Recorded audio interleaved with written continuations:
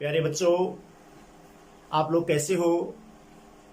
आशा करता हूं कि सभी स्वस्थ होंगे और लॉकडाउन का पूर्ण पालन कर रहे होंगे। बेटा, अपना सबका दायित्व बनता है कि लॉकडाउन का पालन करें और घर में रहते हुए अपनी पढ़ाई करें। मैं जगवीर सिंह, लेक्चरर निशा फाउंडेशन किशनगढ़ रेनवाल की ऑनलाइन क्लास में आप सभी विद्यार्थियों का हार्दिक अभिनंदन करता हूं, स्वागत करता हूं। बेटा, आज की क्लास में अपन नेनर्स्ट समीकरण के बारे में पढ़ेंगे। नेनसर्ट समीकरण, जिसको अंग्रेजी में नेनर्स्ट इक्वेशन बोलते हैं, उसको समझने से पहले बेटा मैं गिब्स ऊर्जा और सेल के विद्युत वाहक बल में क्या संबंध है, यानी सेल विभव और गिब्स ऊर्जा का नाम याद आते ही बेटा आप लोगों को 11th क्लास में थर्मोडायनेमिक्स में आप लोगों ने पढ़ा था। गिब्स ऊर्जा याद आ गया होगा, जिसको अपन कैपिटल जी से रिप्रेजेंट करते हैं। तो गिब्स ऊर्जा में परिवर्तन, जिसको डेल्टा जी से रिप्रेजेंट करते हैं। तो डेल्टा जी और सेल पोटेंशियल में क्या संबंध है, कुछ सूत्र में आप लोगों को बताऊंगा बेटा। उन सूत्रों को अपन को ध्यान में रखना है, उनको याद रखना है। तो हेडिंग डालूं बेटा मैं, गिब्स ऊर्जा, जिसको अपन क्या बोलते हैं, फ्री एनर्जी भी बोलते हैं, मुक्त ऊर्जा,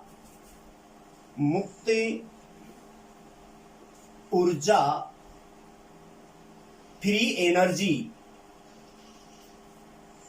मुक्त ऊर्जा, गिब्स ऊर्जा में परिवर्तन,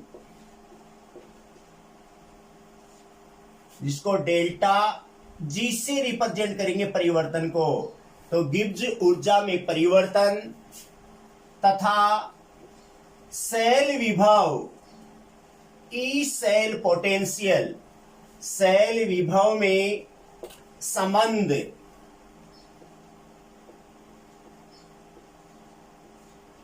सेल विभव में संबंध पढ़ेंगे अपन। उसके बारे में आपको बताऊंगा, कुछ सूत्र की अपन चर्चा करेंगे। आपको पता है बेटा, गिब्स ऊर्जा, जिसको जी से रिप्रेजेंट करते हैं, मुक्त ऊर्जा के नाम से जानते हैं। आप लोगों ने स्वतः प्रक्रम और अस्वतः प्रक्रम पढ़ा है बेटा। अपन जानते हैं स्वतः प्रक्रम जो अपने आप हो, स्वतः प्रक्रम जो अपने आप हो, और अस्वतः प्रक्रम क्या है, अपने आप नहीं हो। तो उस अपन गिब्स ऊर्जा और सेल विभव दोनों में क्या संबंध है, उनके सूत्र की अपन चर्चा करेंगे। मैं लिखूंगा, एक सूत्र होता है बेटा, डेल्टा जी बराबर minus N F E cell potential.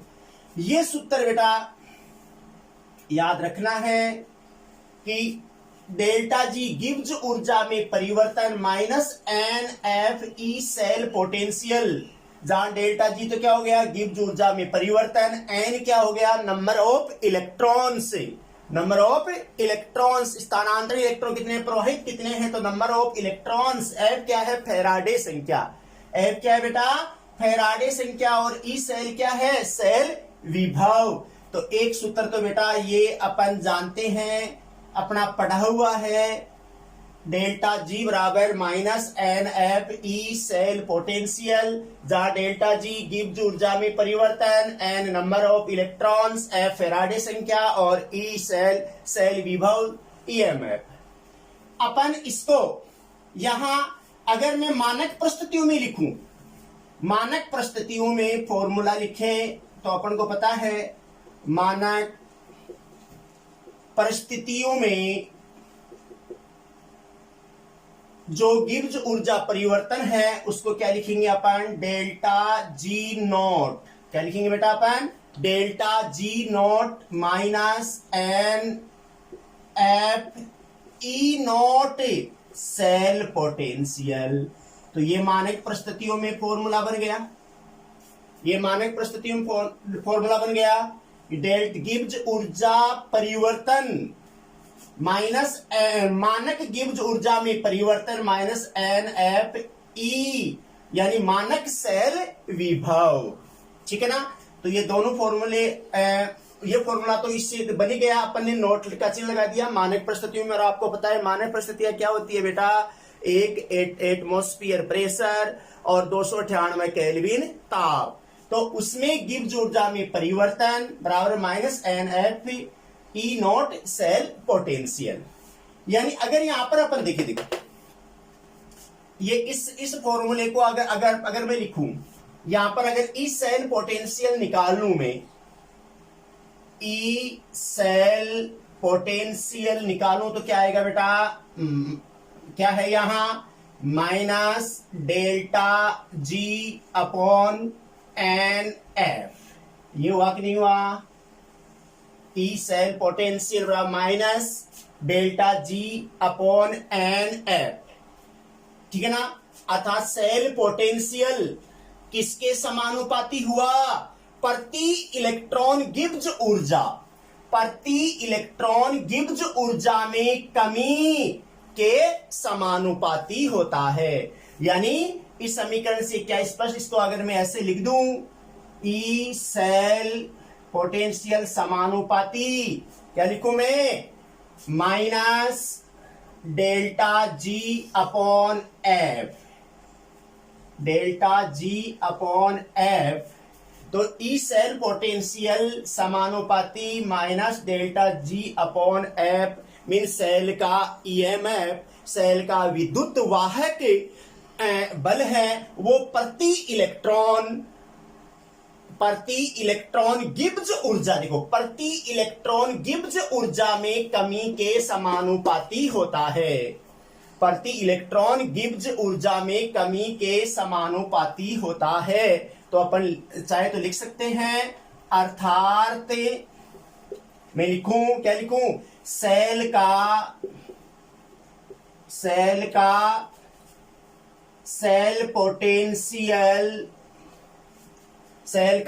Potential प्रति इलेक्ट्रॉन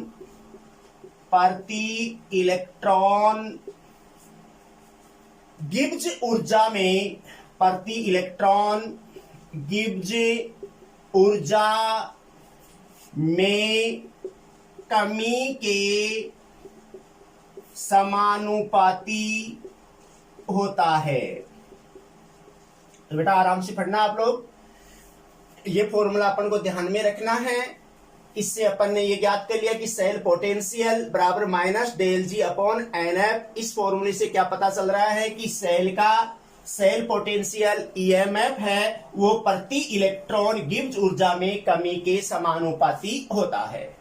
अब यहां पर बेटा मैं चर्चा करूंगा कि आपसे कहूं कि सेल अभिक्रिया स्वतः होने की क्या शर्त है। यहां मैं लिखूं, सेल अभिक्रिया का या सेल अभिक्रिया स्वतः यानी अग्र दिशा स्वतः होने की शर्त, बिल्कुल स्वतः प्रक्रम के लिए क्या शर्त है बेटा, 11th में अपन ने पढ़ा था कि डेल्टा जी क्या होना चाहिए, ऋणात्मक होना चाहिए। क्या होना चाहिए बेटा, डेल्टा जी ऋणात्मक होना चाहिए, और जो सेल विभव है वो पॉजिटिव होना चाहिए। तो मैं क्या लिख सकता हूं बेटा कि सेल पोटेंशियल ईएमएफ है वो क्या होना चाहिए बेटा, पॉजिटिव होना चाहिए। ई सेल पोटेंशियल पॉजिटिव है, इसका मतलब क्या है कि सेल डिस्चार्ज हो रहा है, सेल कार्य कर रहा है।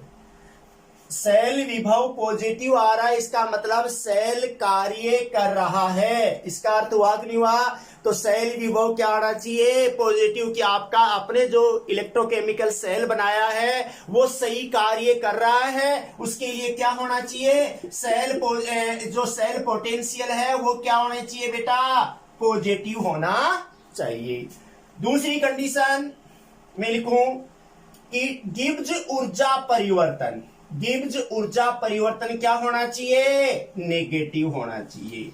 गिब्स ऊर्जा परिवर्तन क्या होना चाहिए बेटा, नेगेटिव, ऋणात्मक। तो स्वतः प्रक्रम के लिए स्वतः प्रक्रम के लिए स्वतः होने की अग्र दिशा में अभिक्रिया हो, उसके लिए क्या शर्त है कि सेल पोटेंशियल पॉजिटिव होना चाहिए, गिब्स ऊर्जा में परिवर्तन का मान क्या होना चाहिए बेटा, नेगेटिव होना चाहिए। ये ध्यान रखना है।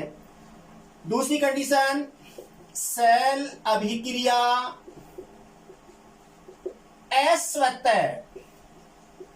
अस्वतः मीन्स पश्च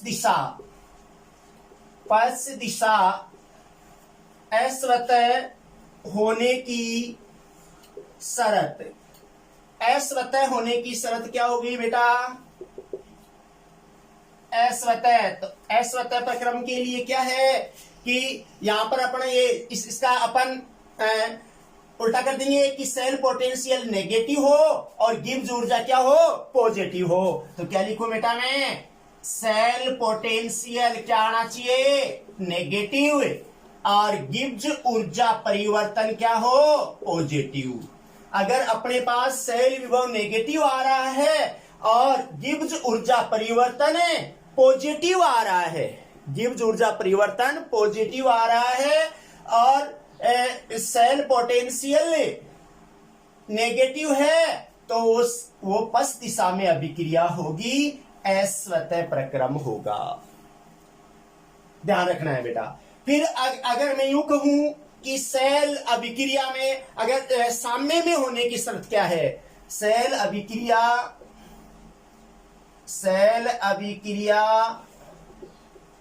साम्य में होने की शर्त, सेल अभिक्रिया साम्य में होने की शर्त क्या है बेटा, साम्य में होने की शर्त क्या है कि अपन को इस सेल पोटेंशियल का मान क्या होना चाहिए, 0, और गिब्स ऊर्जा परिवर्तन का मान भी क्या होना चाहिए बेटा, 0। अर्थात साम्य का मतलब क्या हो गया कि अपन आर आई बराबर क्या है, आर बी। ये तो हुआ साम्य कि अपन क्या है कि आर आई बराबर आर बी। तो यहां पर आर एफ क्या हो गया, रिएक्शन ऑफ फर्स्ट यानी अग्र अभिक्रिया है ना, और बराबर क्या हो जाए, प्रतीप अभिक्रिया मीन्स बैक रिएक्शन, दोनों बराबर हो साम्य अवस्था में। तो कंडीशन क्या होगी बेटा, ई सेल पोटेंशियल का मान भी क्या होना चाहिए, 0। क्या होना चाहिए बेटा, 0। और फिर गिब्स ऊर्जा परिवर्तन का मान भी क्या हो प्यारे विद्यार्थियों, 0। तो ई सेल पोटेंशियल मीन्स अपन सेल विभव का मान 0 है, गिब्स ऊर्जा में परिवर्तन 0 है, तो उस समय सेल अभिक्रिया क्या है, साम्य अवस्था में है, साम्य स्थिति है। अपन आगे देखे कि अपन अस्वतः का प्रक्रम बता दिया मैंने, स्वतः बता दिया और अभिक्रिया साम्य में होने की शर्त बता दी। अब और फॉर्मूला में आपको बताऊं कि सेल से प्राप्त कार्य, क्या लिखिए बेटा अपन, सेल से प्राप्त कार्य, सेल से प्राप्त कार्य W, ये अपन के। तो अपन को बता देखो, यहां फॉर्मूला लिखा अपन ने, डेल्टा G बराबर क्या होता है, डेल्टा G बराबर माइनस NFE सेल पोटेंशियल, ये होता है बेटा। डेल्टा G बराबर क्या है, डेल्टा G बराबर माइनस NFE सेल पोटेंशियल। यानी अब इसको अपन देखें, देखो कि जब वैद्युत कार्य होता है तो बेटा उसमें क्या होती है, गिब्स ऊर्जा खर्च होती है, गिब्स ऊर्जा व्यय होती है, ठीक है ना। तो गिब्स ऊर्जा का मान क्या है इसमें, ऋणात्मक, तो अपन यानी कौन माइनस डेल्टा G बराबर NFE से NFE सेल पोटेंशियल, क्या हो बेटा, ई सेल पोटेंशियल। तो माइनस G किसको रिप्रेजेंट कर रहा है, वैद्युत कार्य को, तो W बराबर NFE सेल पोटेंशियल। इसको मैं यहां लिख दूं, इसको मैं यहां लिख दूं, यहां पर इससे आगे का फॉर्मूला यहां लिख दूं बेटा मैं, क्या जाएगा, W बराबर NFE सेल पोटेंशियल, ये फॉर्मूला बन गया। तो मैंने देखो पहला सूत्र दूसरा सूत्र, तीसरा सूत्र, यहां पर मतलब कंडीशन अपन, चौथा और ये पांचवा। मैंने आप लोगों को कुछ महत्वपूर्ण सूत्र लिखे हैं, अपन कंडीशन की चर्चा की है, जिससे गिब्स ऊर्जा और गिब्स ऊर्जा में परिवर्तन और सेल पोटेंशियल में क्या संबंध है।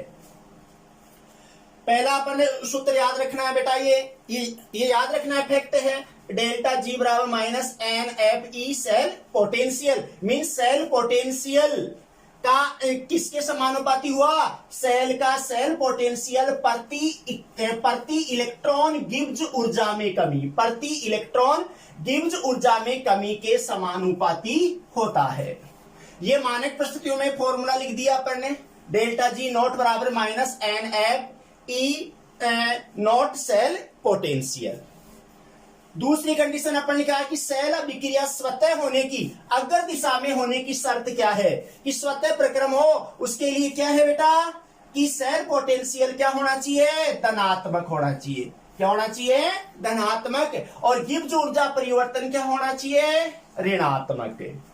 सेल अभिक्रिया में अस्वतः के लिए, सेल अभिक्रिया में अस्वतः पश्च दिशा में होने की शर्त क्या है बेटा, कि सेल पोटेंशियल का मान क्या होना चाहिए, नेगेटिव, और डेल्टा जी का मान क्या है, होना चाहिए पॉजिटिव। अगर सेल पोटेंशियल नेगेटिव है, गिब्स ऊर्जा में परिवर्तन पॉजिटिव है, तो सेल अभिक्रिया क्या हो रही है बेटा, अस्वतः हो रही है, पश्च दिशा में हो रही है।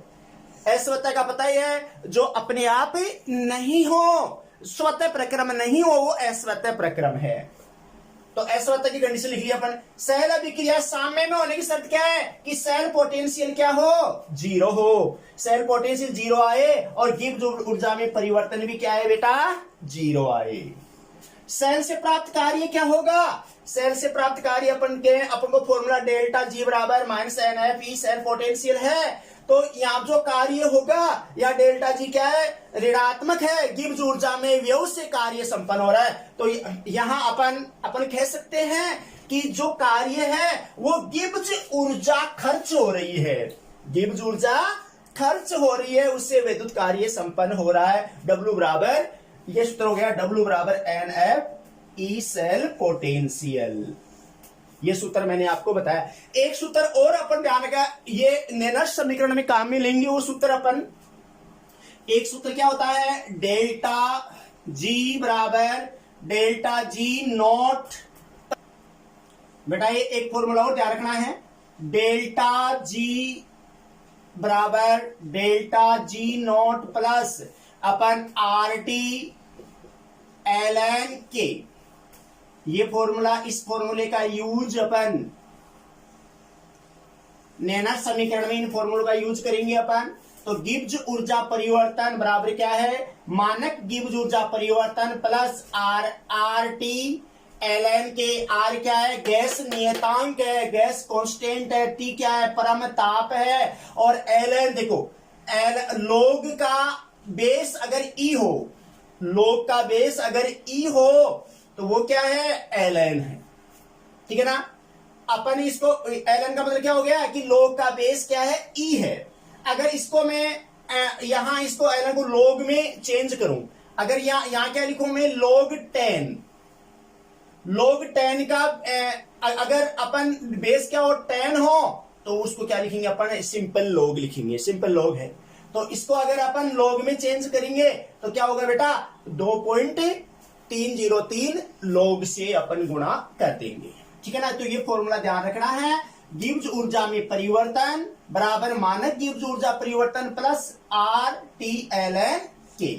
तो ये इन फॉर्मूलों का यूज अपन नेनर्स्ट समीकरण ज्ञात करेंगे, नेनर्स्ट इक्वेशन ये ज्ञात करेंगे, उसमें बेटा अपन समझेंगे। तो मैंने इजी वे में बेटा आपको ये समझाया है। एक बार दोबारा बोल दूं कि पहला फॉर्मूला ये ध्यान में रखना है, गिब्स ऊर्जा परिवर्तन बराबर minus N F E cell potential. तनाव नहीं लेना बेटा, आराम से बिल्कुल आप अगर ध्यान से पढ़ो, जैसे मैंने मान लीजिए इतनी देर में बताया, तो इतनी देर अगर आप आराम से पहले वीडियो को आप लोग ध्यान से देखोगे, है ना, और फिर उसके बाद में आप कॉपी में साथ साथ बेटा नोट्स बना लेना साथ साथ, है ना, और समझना, और कहीं भी कोई दिक्कत हो, क्योंकि फैक्ट चीजें हैं, ये फैक्ट है। ये सारी अपन 11th क्लास में पढ़ चुके हैं। 11th क्लास में अपन ने पढ़ा था कि स्वतः प्रक्रम के लिए पढ़ा था, अपन ने अस्वतः प्रक्रम के लिए पढ़ा था, साम्यावस्थायिक प्रक्रम के लिए पढ़ा था। तो ये सारी चीजें बेटा आप लोगों को बिल्कुल आती है। नेक्स्ट आप बताऊंगा नेनस्ट इक्वेशन। नेनस्ट इक्वेशन के बारे में अपन नेनस्ट समीकरण पढ़ेंगे। नेनस्ट इक्वेशन, जिसको हिंदी में अपन नेनसर्ट समीकरण। बेटा बहुत ही इंपॉर्टेंट इक्वेशन है, ये समझने की है। आराम से आप लोग ध्यान से इस चीज को समझो। अपन धीरे धीरे स्टेप बाय स्टेप अपन चलेंगे। तो सबसे पहले नेनसर्ट समीकरण किसके बारे में बताती है? यह इलेक्ट्रोड विभव और विलयन की सांद्रता के मध्य, अपन ये लिख सकते हैं, यह समीकरण, या यूं कह सकता हूं नेनसर्ट समीकरण इलेक्ट्रोड विभव यानी सेल पोटेंशियल, इलेक्ट्रोड विभव व विलयन की सांद्रता के मध्य संबंध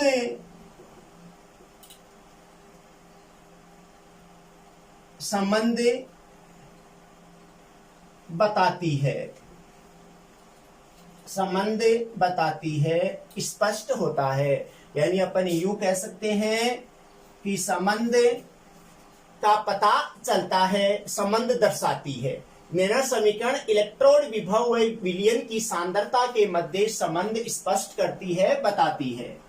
इसको अपन एग्जाम्पल के द्वारा समझे बेटा आराम से। इससे पहले मैंने आपको गिब्स ऊर्जा परिवर्तन और सेल विभव में क्या संबंध है वो समीकरण अपन ने लिखी थी, समीकरण मैंने आपको बताई थी, उसके अपन उनका यूज करेंगे। यहां मैं एग्जाम्पल लेता हूं, उदाहरण के द्वारा अपन समझे। यहां एक डेनियल सेल का एग्जाम्पल ले लें अपन। Zn ये सॉलिड प्लस क्यूप्रिक आयन जो एक्वस क्यूप्रिक आयन है, यहां पर अपन Zn plus 2 aqueous plus copper solid. इस अपन सेल अभिक्रिया ले लें, ये सेल डेनियल सेल का एग्जाम्पल ले लें, उसके आधार पर अपन समझे। तो इसको मैं लिखूं द्रव्य अनुपाती क्रिया के नियमानुसार, द्रव्य अनुपाती क्रिया के नियमानुसार क्या करूं मैं, जो साम्य स्थिरांक के है वो उत्पादों की सांद्रता अपॉन उत्पादों की मोलर सांद्रता अपॉन अभिकारकों की मोलर सांद्रता। तो यहाँ उत्पाद क्या है, उत्पाद पक्ष क्या है, ये है, अभिकारक पक्ष क्या है, ये है। तो Zn प्लस 2 की मोलर सांद्रता, यहाँ Cu ये क्या है, यहाँ एक्वस ये सॉलिड अपॉन यहाँ अभिकारक क्या है, जिंक की मोलर सांद्रता और Cu प्लस 2 की मोलर सांद्रता। ये अपन साम्य स्थिरांक समीकरण पर, इसको मैं समीकरण नंबर 1 दे दूं। साम्य यहां पर साम्य स्थिरांक के बराबर क्या है, उत्पादों की मोलर सांद्रता अपॉन अभिकारकों की मोलर सांद्रता। अपने समीकरण होता है, पढ़ा था कि जो सेल विभव है, सेल विभव और गिब्स ऊर्जा में क्या संबंध है। अभी यहां लिखूं मैं डेल्टा जी गिब्स ऊर्जा परिवर्तन व सेल पोटेंशियल में संबंध निम्न समीकरण दर्शाती है। निम्न समीकरण दर्शाती है। अपन ने क्या लिखा था, डेल्टा जी बराबर delta G naught plus R T L N K. ये समीकरण लिखी थी बेटा, समीकरण नंबर 2 ये लिखी थी अपन ने, जहां डेल्टा जी क्या है, गिब्स ऊर्जा में परिवर्तन। डेल्टा जी नॉट क्या है, मानक गिब्स ऊर्जा में परिवर्तन। आर क्या है, गैस नियतांक। टी क्या है, परम ताप। एल एन क्या है, लोग का बेस ई है ना, और के साम्यावस्था स्थिरांक। तो डेल्टा जी बराबर delta G naught plus R T L N K. अपन समीकरण लिखी थी, हम यहां पर लिख दूं मैं कि अपन जानते हैं कि यहां डेल्टा जी बराबर क्या लिखा था, minus N F cell potential लिखा था अपन ने, ये समीकरण लिखी थी। ये होता है डेल्टा जी बराबर। अब मानक परिस्थिति में लिखूं, डेल्टा जी नॉट बराबर क्या है, N F E cell potential. ठीक है बेटा, ये लिखा था। अब यहां पर अपन डेल्टा जी का मान minus N F cell potential, delta G naught का मान minus N F cell potential रख दूं तो क्या लिखूं मैं, minus N F cell potential बराबर, यहां देखो आप डेल्टा जी का मान क्या है, डेल्टा जी नॉट का लिखूं minus N F E naught cell potential. ठीक है ना, ई नॉट सेल पोटेंशियल हो गया, यानी मानक इलेक्ट्रोड विभव हो गया, प्लस क्या लिखूं, are T L N K. ठीक है बेटा, अब इसमें मैं देखूं, यहां इसको आगे हल करूं, minus N F E cell potential बराबर क्या है, मैं माइनस बाहर ले लूं तो क्या आ जाएगा, N F E naught cell potential minus R T L N K. अब अपन देखें भाई, माइनस से माइनस हट गया तो क्या आ जाएगा अपना, N F E cell potential बराबर क्या लिखूं मैं, N F E naught cell potential minus R T L N K. ये समीकरण अपने पास 3 बन गई। आएगी बेटा समझ में ये चीज, ध्यान देना बेटा। यहां पर अपन ने डेल जी का मान रख दिया, यहां डेल जी नॉट का मान रख दिया, ये आर टी एल एन के है। अपन देखो यहां माइनस को अपन ने बाहर ले लिया तो N F E naught cell potential minus गुणा प्लस, तो माइनस आ गया minus R T L N K. ठीक है, अब अपन देखें, अब माइनस से माइनस कट गया तो क्या जाएगा, N F E cell potential बराबर, यहाँ N F E naught cell potential विद्युत वाहक बल minus R T L N K. अब अपन को देखो बेटा, एन एफ हटाना है, एन एफ हटाना है तो दोनों तरफ एन एफ हटाना है तो दोनों तरफ अपन एन एफ का भाग देंगे, इधर भी भाग देंगे इधर भी भाग देंगे। तो क्या लिखूं मैं, एन एफ सेल पोटेंशियल भाग दे दूं यहां एन एफ का बराबर N F E naught cell potential भाग दे दूं एन एफ का, माइनस यहां क्या लिखूं, आर टी भाग दे दूं N F l N K. ठीक है, अब अपन को पता है कि एन एफ से एन एफ कट गया, ये एन एफ से एन एफ कट गया तो क्या जाएगा अपने पास, ई सेल पोटेंशियल बराबर क्या आएगा बेटा, E naught cell potential minus R T upon N F l N K. ये समीकरण नंबर 4 प्राप्त हो गया। ये कौन समीकरण प्राप्त हुई बेटा, ये समीकरण नंबर 4 प्राप्त हो गई। समीकरण नंबर 4 प्राप्त हो गई, स्पष्ट दिख रहा, ये स्पष्ट दिख रहा होगा, ई सेल पोटेंशियल बराबर E naught cell potential minus R T n F l N K. ठीक है बेटा, अब देखो यहां पर अपन इस समीकरण में अपन के का मान रखें, समीकरण नंबर 1 से के का मान रखें तो मैं यहां से अपन देखें इसको मैं मिटा दूं, मिटा दो बेटा इसको, ऊपर वाली इस परिभाषा को मिटा देता हूं मैं।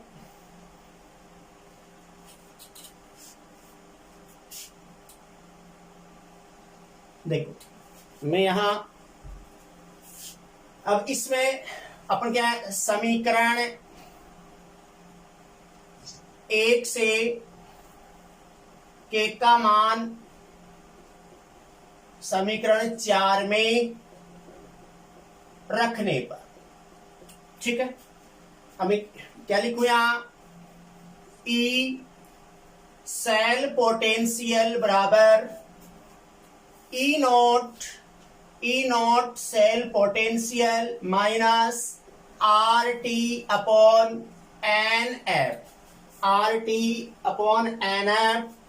L n. अब देखो यहां पर अपन के का मान क्या लिखू मैं, जेड प्लस 2 की मोलर सांद्रता गुणा यहां क्या है, कॉपर की मोलर सांद्रता अपॉन यहां क्या है, Cu प्लस 2 आयन की मोलर सांद्रता, और यहां क्या लिखू मैं, Zn की मोलर सांद्रता। ये सॉलिड, ये यहां इक्वस है और ये इक्वस है। इनकी सांद्रता अपन देखो, ठोस है, उनकी सांद्रता अपन इकाई है। इसको मैं समीकरण नंबर क्या कर दूं, समीकरण नंबर 5। अब यहां लिखूं, चूंकि Cu सॉलिड व Zn सॉलिड की सांद्रता क्या हो, इकाई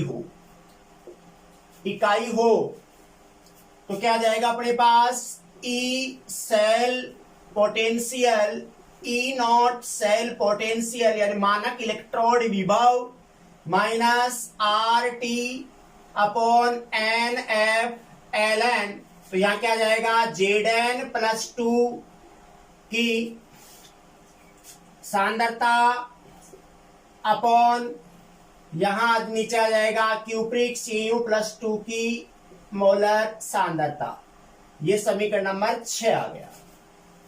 अब यहां पर देखो बेटा, मैं यहां पर चीज लिखूं, अपन जानते हैं कि यहां लिख दो मैं, चूंकि लॉग का बेस अगर ई हो, लॉग का बेस क्या हो, ई हो, तो वो किसके बराबर होगा, ln x के बराबर है, ठीक है।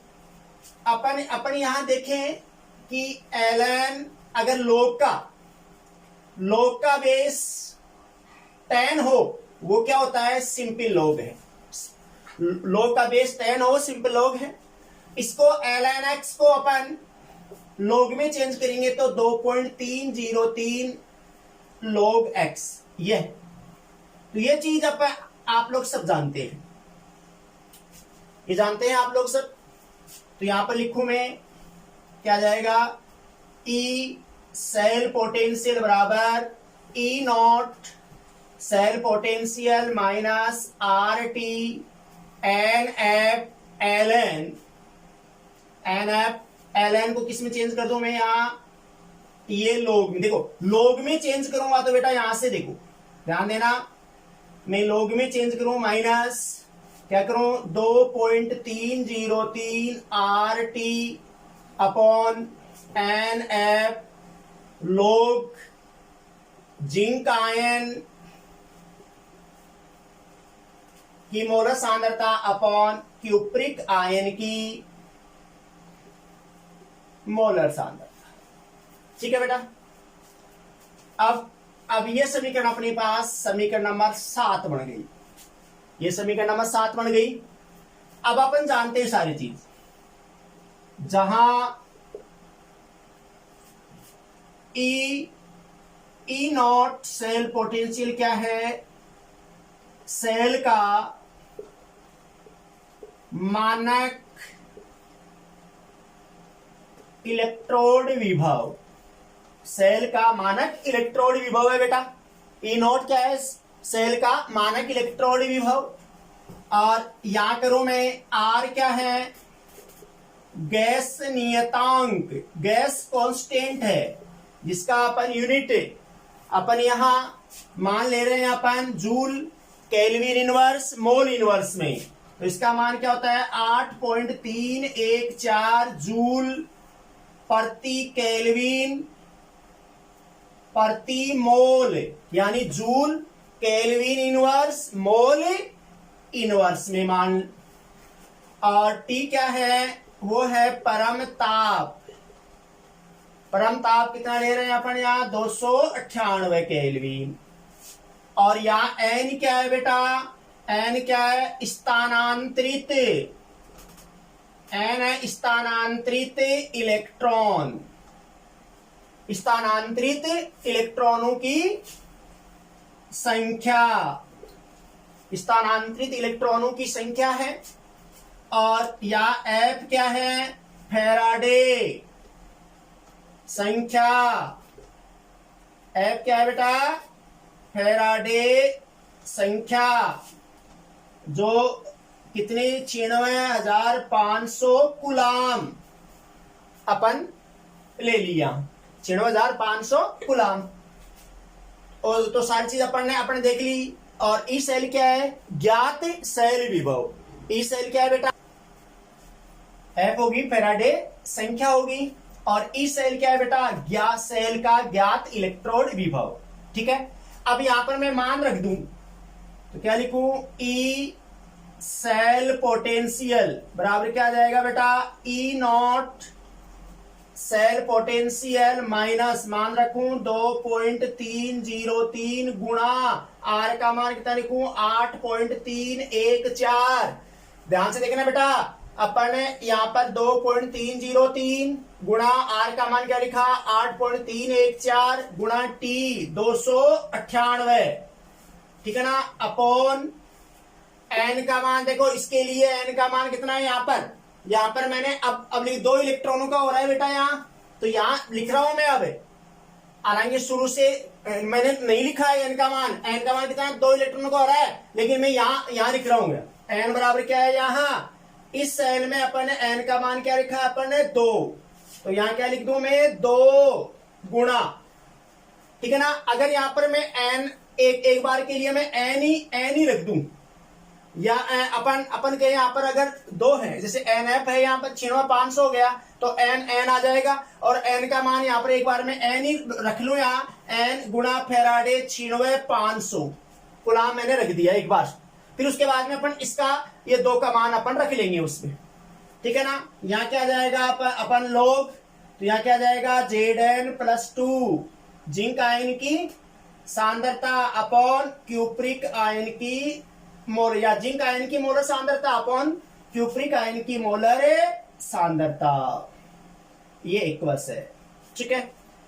अब यहां पर ये समीकरण बनेगी, वो क्या बन जाएगा, E cell potential E naught cell potential minus इसको गुणा करेंगे अपन और इसका भाग देंगे, तो क्या जाएगा बेटा 0.0591 अपॉन ये 9 है बेटा यहाँ, अपॉन एन, यहां क्या जाएगा log Zn+2 इक्वस, और यहां क्या जाएगा Cu+2 ये इक्वस की मोलर सांद्रता। तो अब मैं एन का मान रख दूं, क्या रख दूं बेटा, मैं यहां एन का मान रख दूं, तो यहां पर ई, अब एन बराबर क्या रखूं मैं 2, एन बराबर क्या रखूं मैं 2 रखूं, ठीक है ना। तो एन बराबर 2 रखूंगा, तो यहां पर मैं मान रख दूं सीधा,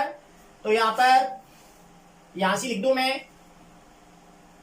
यहां पर ध्यान देना कि एन बराबर क्या लिखूं 2 इलेक्ट्रॉन है, ठीक है ना। एन बराबर क्या है बेटा 2 इलेक्ट्रॉन है, तो क्या लिखूं यहां E cell potential E naught cell potential minus 0.0591 upon 2, यहां log Zn+2 आयन की मोलर सांद्रता अपॉन क्यूप्रिक आयन की मोलर सांद्रता, क्यूप्रिक आयन की मोलर सांद्रता साफ दिख रहा होगा, क्यूप्रिक आयन की मोलर सांद्रता। ये समीकरण बेटा 8 बन गई। तो ये समीकरण किसके लिए है, मैं यहां पर अभी अब समझा दूंगा। तो ये समीकरण है, देखो बेटा, ये समीकरण है, नेनस्ट समीकरण आ गया, नेनसर्ट समीकरण आ गया। किसके लिए, इस सेल के लिए, इस सेल के लिए ई सेल पोटेंशियल बराबर E naught cell potential minus 0.0591 upon 2। यहाँ एन का मान 2 लिखा है यहाँ पर, तो 2 आ गया, एन बराबर log Zn plus 2 aqueous upon Cu plus 2 aqueous. तो ये समीकरण पूरे सेल के लिए, इस सेल के लिए ये समीकरण आ गई। तो बेटा एक बार मैं दोबारा बता रहा हूं और फिर अपन और इसके बारे में समझेंगे। एक बार दोबारा बता दूं, नेनर समीकरण किसके बारे में बताती है बेटा अपन को, कि सेल का इलेक्ट्रॉन विभव व विलयन की सांद्रता के मध्य संबंध को स्पष्ट करती है। संबंध का पता चलता है नेनसर्ट समीकरण के द्वारा। नेनसर्ट समीकरण को अपन इस एग्जाम्पल के द्वारा अपन समझ लें। यहां पर अपन डेनियल सेल का एग्जाम्पल ले लिया। द्रव्यानुपाती क्रिया के नियमानुसार इसका साम्य स्थिरांक उत्पादों की मोलर सांद्रता अपॉन अभिकारकों की मोलर सांद्रता। यहां पर देखो, यहां पर स्टोइकियोमेट्रिक गुणांक 1 है, 1 है तो मैंने यहां 1 लिखा नहीं, तो ये 1 ही है, ठीक है ना। क्यों, स्टोइकियोमेट्रिक गुणांक क्या है, यहां पर 1 1 है, तो यहां पर अपन 1 1 1 1 अपन ने लिखा नहीं, तो 1 ही है। तो यहां पर अब दूसरा गिब्स ऊर्जा परिवर्तन व सेल पोटेंशियल में संबंध निम्न समीकरण है। यह समीकरण अपन ने पढ़ी थी, अभी मैंने बताया था थोड़ी देर पहले। तो गिब्स ऊर्जा परिवर्तन बराबर क्या होता है, माइनस NF सेल पोटेंशियल, और मानक गिब्स ऊर्जा परिवर्तन है माइनस NF सेल पोटेंशियल। यहां पर sorry minus NF E naught आ जाएगा यहां पर। ये क्या आ गया बेटा, E नॉट सेल पोटेंशियल। या ध्यान रखना बेटा, मैं अपन भूल गए या नोट नहीं लगाया। तो डेल्टा G नॉट बराबर minus NF E naught cell potential. तो यहां पर ये मान डेल्टा G और डेल्टा G नॉट के मान अपन ने इसमें रख दिया। यहां पर माइनस अपन ने ले लिया है ना, और माइनस को बाहर ले लिया यहाँ, और NF E naught cell potential minus plus गुणा माइनस, तो माइनस आ गया, माइनस RT ln K।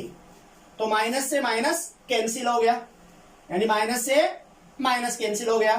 अब क्या जाएगा, ये NF सेल पोटेंशियल बराबर NF E naught cell potential minus RT ln K। तो यहां पर अपन NF को उठाने के लिए अपन दोनों तरफ क्या भाग दे दिया बेटा, NF का भाग दे दिया। तो क्या आ जाएगा अपने पास, E सेल पोटेंशियल बराबर E naught cell potential minus RT upon NF ln K। तो प्यारे बच्चों, ये समीकरण आपके समझ में आ गई होगी। यहां पर चाहूं तो अपने N का मान यही लिख सकता हूं, अपने पास ये लिया है, लेकिन अपन लास्ट में रख लेंगे। N बराबर 2 इलेक्ट्रॉन का स्थानांतरण हो रहा है, तो लास्ट में अपन ने यहां रखा है। तो यहां पर देखो, इस समीकरण में K का मान अपन इस समीकरण से ये मान अपन रख दे, तो समीकरण 1 से K का मान समीकरण 4 में रखने पर, तो ये इस समीकरण में अपन ने K का मान रख दिया। क्योंकि ये ठोस अवस्था में है, तो ठोस अवस्था में इनका जो मान है, इनकी सांद्रता है वो इकाई है, तो अपन इनको छोड़ दी। तो इसका मतलब जिंक आयन की मोलर सांद्रता अपॉन क्यूप्रिक आयन की मोलर सांद्रता, ये समीकरण अपने पास बन गई। समीकरण नंबर 6 प्राप्त हुआ अपन को। अपन जानते हैं कि लोग का बेस E हो तो ln x होता है। तो यहां पर अपन अगर लोग का बेस 10 हो तो वो सिंपल लोग है। तो यहां पर अपन ln को अपन लोग में चेंज करेंगे तो 2.303 लोग होगा। तो यहां पर अपन 2.303 RT अपॉन NF लोग अपन ये सारी समीकरण ये रखी थी, मिलेगी। तो यहाँ पर E नॉट सेल पोटेंशियल क्या है बेटा, सेल का मानक इलेक्ट्रॉन विभव। R क्या है, गैस नियतांक है, जिसका मान क्या लिया अपन ने 8.314 जूल प्रति केल्विन प्रति मोल। और फिर T क्या है, परम ताप 298 केल्विन। N क्या है, स्थानांतरित इलेक्ट्रॉन। इस एग्जाम्पल में इस एग्जाम्पल में N का मान 2 है। F क्या है, फेराडे क्या है, 96,500 गुलाम, 96,500 गुलाम हो गया। तो ये मान अपन ने सारा रख दिया यहाँ ये मान अपन ने रखा है, ठीक है ना।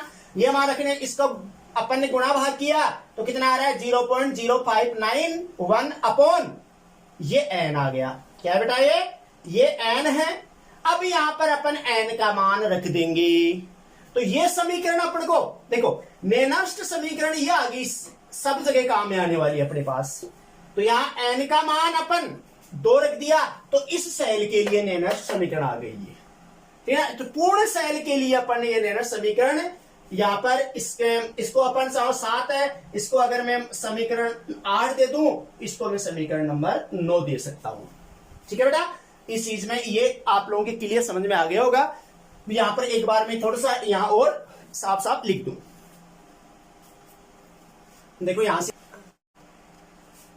तो अपन को इस सेल के लिए जो अपन ने लिखा था Zn solid plus Cu cupric ion aqueous, और इसके लिए इस सेल के लिए अपने पास क्या है Zn +2 ये एक्वास प्लस यहां जाएगा Cu सॉलिड। इसके लिए नैनो समीकरण क्या प्राप्त हुई अभी अपन को, E सेल पोटेंशियल बराबर E0 cell potential minus 0.0591 upon 2 लोग क्या हुआ Zn +2 आयनों की मोलर सांद्रता अपॉन Cu +2 आयन की मोलर सांद्रता। ये समीकरण डेनियल सेल के लिए नेनर्स्ट समीकरण है, ठीक है बेटा। तो अपन किसी भी इलेक्ट्रोड के लिए भी अपन निकाल सकते हैं। अगर आपको एक इलेक्ट्रोड दे, जैसे मान लीजिए मैं किसी इलेक्ट्रोड के लिए लिखूं, जैसे मान लीजिए मैं कहूं कि Cu है, Cu +2 2 इलेक्ट्रॉन ग्रहण करके यहां Cu सॉलिड बनाए, ठीक है। अब इसके लिए मैं नेनर्स्ट समीकरण लिखूं तो क्या लिखूंगा बेटा, ये बताओ आप मुझे। इसके लिए मैं नेनर्स्ट समीकरण लिखूंगा तो इसके लिए K का मान क्या है, यहां पर अपन को ये तो उत्पाद आ गया और ये विकारक आ गया, तो ये ऊपर आएगा या नीचे आएगा। तो मैं कैसे लिखूं, ई सेल की किसके लिए ज्ञात कर रहे हैं अपन, इसके लिए ज्ञात कर रहे हैं। अगर मान लीजिए मैं ऐसे इसी इलेक्ट्रोड के लिए मैं लिखूं तो क्या जाएगा Cu +2/Cu, ये पोटेंशियल आ गया। यहां क्या जाएगा E0 Cu +2/Cu माइनस क्या जाएगा 0.0591 अपॉन यहां क्या जाएगा n का मान 2। यहां क्या लिखूं मैं, लोग उत्पाद क्या है Cu सॉलिड की मोलर सांद्रता अपॉन Cu +2 की मोलर सांद्रता। यह आया। चूंकि ये ठोस अपन जानते हैं, चूंकि कॉपर सॉलिड है तो इसकी सांद्रता इकाई ले ली, ठीक है ना। इसकी सांद्रता इकाई ली तो क्या जाएगा अपने पास, कॉपर इलेक्ट्रोड के लिए तो कॉपर इलेक्ट्रोड के लिए सेल विभव, कॉपर का मानक इलेक्ट्रोड विभव माइनस 0.0591 अपॉन 2 लोग, यहां क्या जाएगा इकाई ले लिया तो 1/Cu +2 आयन की मोलर सांद्रता। ये नेनर्स्ट समीकरण ये बन गई कौन से, इस अर्ध अभिक्रिया के लिए, इस इलेक्ट्रोड के लिए नेनर्स्ट समीकरण ये आ गई, ठीक है बेटा। तो आप लोग बेटा इस वीडियो को ध्यान से देखना, समझना। मैं आशा करता हूं कि आप लोगों के समझ में आएगी। ध्यान से आप लोग देखना, समझना बेटा, और कहीं समझ में नहीं आए तो कोई दिक्कत वाली बात नहीं है बेटा, आप लोग कमेंट्स के द्वारा बता देना, हम आपको दोबारा बता देंगे। धन्यवाद।